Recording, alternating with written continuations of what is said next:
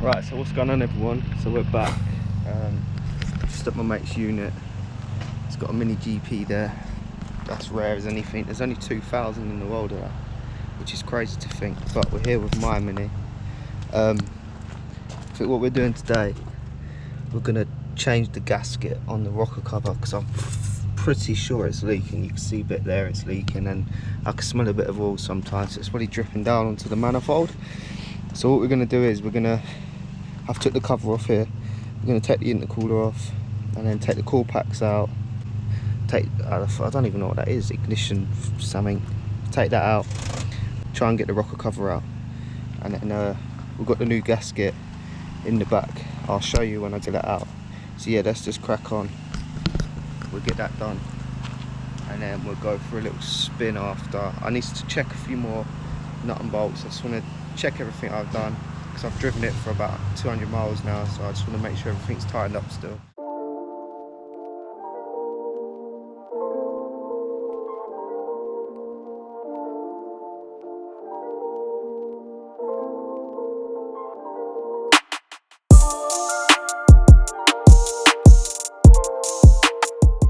Right, so we got the rocker cover off now.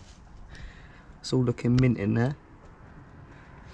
Just had a little check of everything, it's all good. So what I'm going to do is I'm going to clean up all around the sides of the rocker cover where the gasket's going to sit.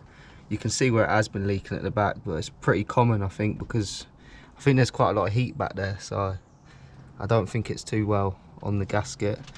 I'm probably going to put a bit of mastic as well on the new gasket, because the gasket that's in this is pretty new and it's already leaking, but it's a pretty common thing on these mini engines. So yeah, I'll go grab the new gasket, come back, and then I'll put it on a little time lapse of fitting the new gasket. We've got the old rocker cover there. We're going to take off the gasket. It shouldn't be too difficult, hopefully not. Oh, it's gone quite hard though. It shouldn't be that hard. It should be more a rubber sort of texture, but that's the new one. We've got that's where the spark plugs. So we've got the new, I don't know what you call them, but yeah, we've got new ones of them, new main rocker cover gasket. Let's get all that installed, whack it back in, get it back together. We'll go for a little drive.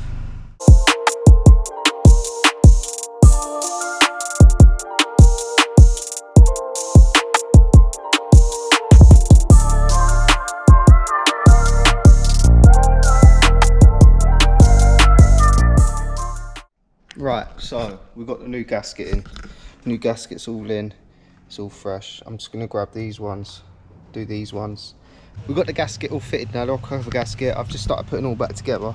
So it's all in now. I'm just doing the bolts, hand tightness, and then I'm gonna work from like the middle out, just to make sure it all goes on even. And then start it up, like next few days, I'll be able to see if it's leaking. But let's get that all on, and then we're going to go for a little pull with this mini and this mini, because that one's meant to be 230. This one's no map on it, but it's got a 17% reduced pulley, a filter inside the box, had the conversion. That's about it.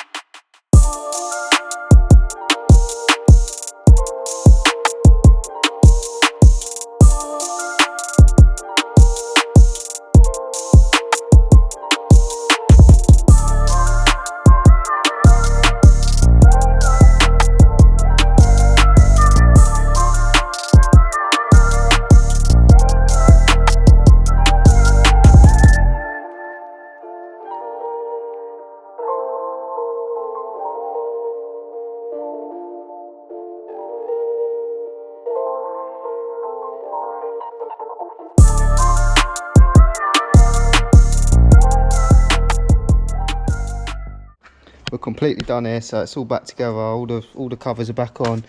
I've started it up. It doesn't look like it's leaking.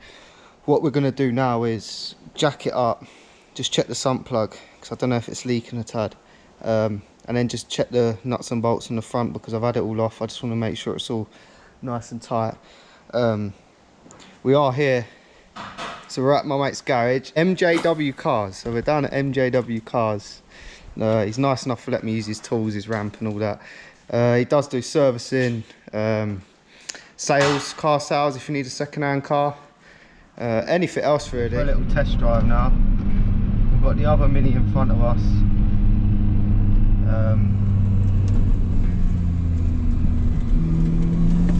So we've got some nice roads here.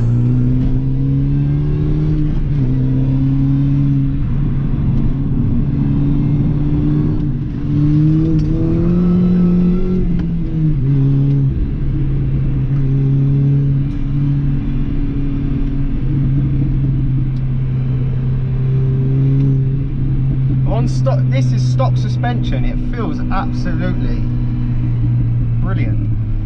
I can't wait to get some decent coilovers on this. As soon as we get some decent coilovers, it's going to handle mad.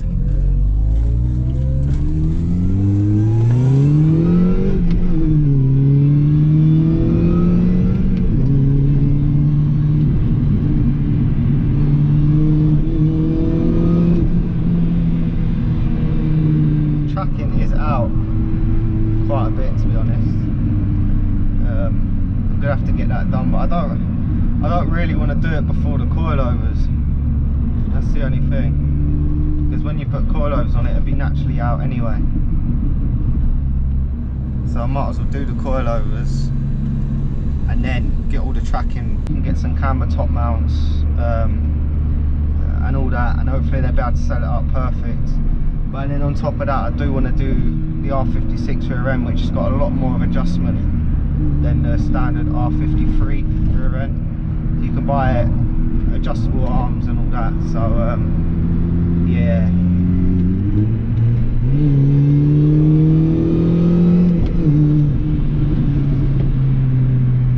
This ain't the fastest thing ever.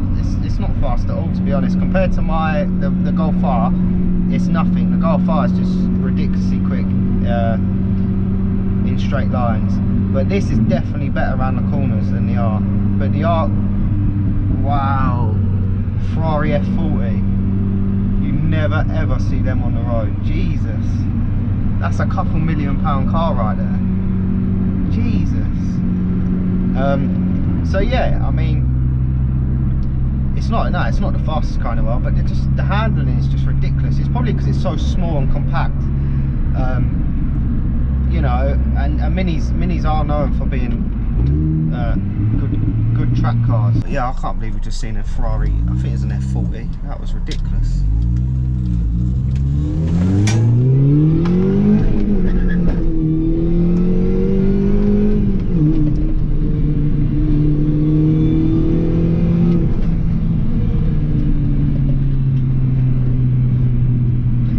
That's meant to be 230 brake, and this is keeping up with it, I'm telling you. If not, it's trying to pull up to it.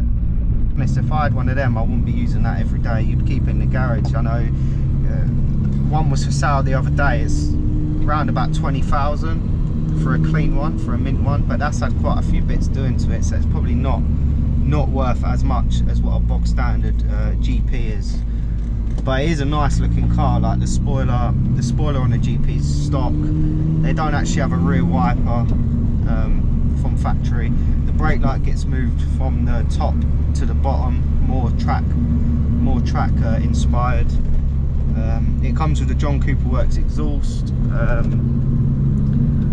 think, what else? It has no rear seats, so it comes with like a stabilizer bar in the rear. That's from factory, and I think it weighs quite a bit less. That's why it's got no wiper and etc. They've cut all that. Like it's only got one washer bottle, so it's not got the HID. It's not got the xenon headlights. It's just got standard halogen headlights to save weight. It's not got washer jets for the headlights. It's a good car. It's nice. It's got the bigger brakes from that model of the car. You can put the John Cooper Works brakes onto this, which I don't know if it's worth doing. In all honesty, you might as well just go to the 4-pot Brembos. But I definitely need to get the tracking. I don't know if it's worth just getting the tracking done as it is, and then worry about the tracking again when we do the coilovers. It shouldn't knock it out too much when we do the coilovers, but it naturally will, because when you lower a car, it naturally cambers in more because when it comes lower, and it tows in as well normally. We should have a nice little straight here to see if we can keep up with the GP.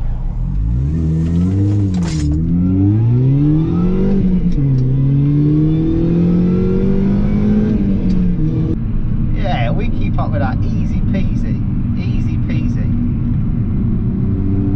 which I'm very shocked at. Very shocked at. He might not be going for it though, in all honesty. He might not be going for it.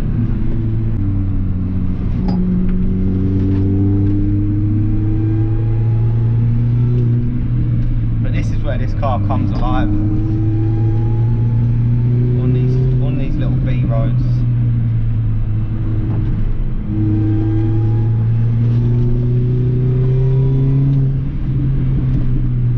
Yeah, I love this.